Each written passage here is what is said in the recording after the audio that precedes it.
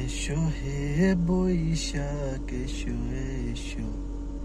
তো বন্ধুরা, কালকে যে ভিডিওটা বানাইছিলাম আমাদের বৈশাখ নিয়ে, সেটা হচ্ছে, আমি তো ভুলেই গেছি, এটা তো আমাদের সেই শরীফ থেকে শরীফ হওয়ার ভাই, যিনি আমাদের জোবান ভাইয়ের অনুপ্রেরণায় শরীফ থেকে শরীফ হয়েছেন।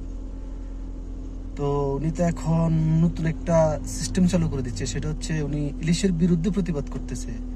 আর উনি ইলিশের বিরুদ্ধে প্রতিবাদ করতে গিয়ে উনি তো আমাদের আরেকটা মাছকে উনি সামনে নিয়ে আসছে। সেই মাছটার নাম আমি না হয় বললাম, সেটা বলবো আমাদের সেই ছোট্ট হুজুর। হুজুর বলেন তো মাছটার নাম কি? বাংলাদেশ জাতীয় মাছের নাম কি?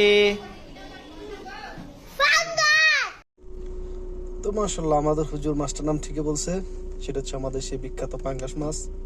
তো আমাদের শরীফ থেকে শরীফ হওয়ার সেই আপু এখন যেটা শুরু করছে, উনি এখন ইলিশের বিরুদ্ধে গিয়ে উনি এখন রুই মাছ, কাতলা মাছ এবং সেই বিখ্যাত পাঙ্গাস মাছ নিয়ে উনি বৈশাখের দিন রাস্তা নেমেছে।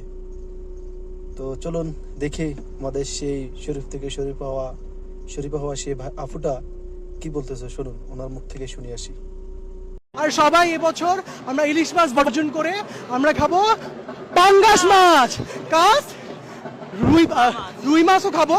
কারণ হচ্ছে ইলিশ মাছ আমাদের মা মাছ, ইলিশ মাছ রক্ষা করতে হবে এবং ইলিশ মাছ বর্জন করুন। ওগুলা যারা ধনী ঘুষ খায় তাদের জন্য, আমাদের জন্য না।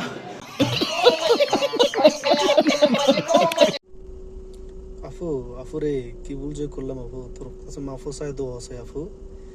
ঈদে আমাদের সেই জোবান ভাই যে খেলা দেখাইলো, এখন ঈদের পর ঈদের মাঝে তুই আবার শুরু করলি রে আফু।